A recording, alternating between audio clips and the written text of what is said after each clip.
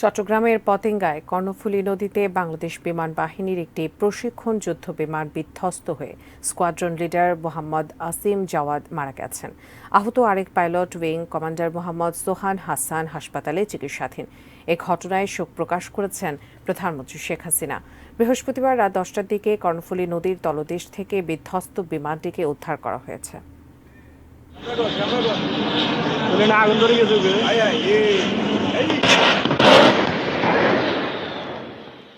নিয়মিত প্রশিক্ষণের অংশ হিসেবে বৃহস্পতিবার উড্ডয়ন করেছিলেন স্কোয়াড্রন লিডার মোহাম্মদ আসিম জাওয়াদ ও উইং কমান্ডার মোহাম্মদ সোহান হাসান।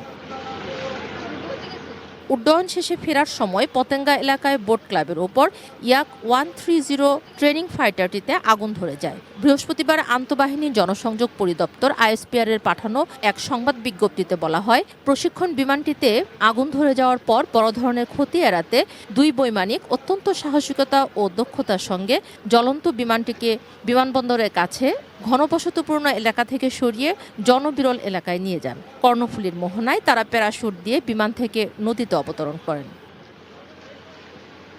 দুই বৈমানিককে বাংলাদেশ বিমান বাহিনী ও নৌবাহিনীর উদ্ধারকারী দল এবং স্থানীয় জেলেদের সম্মিলিত প্রচেষ্টায় উদ্ধার করা হয়। স্কোয়াড্রন লিডার মোহাম্মদ আসিম জাওয়াদের অবস্থা আশঙ্কাজনক হওয়ায় তাকে দ্রুত চিকিৎসার জন্য বিএনএস পতেঙ্গাতে নেওয়া হয়।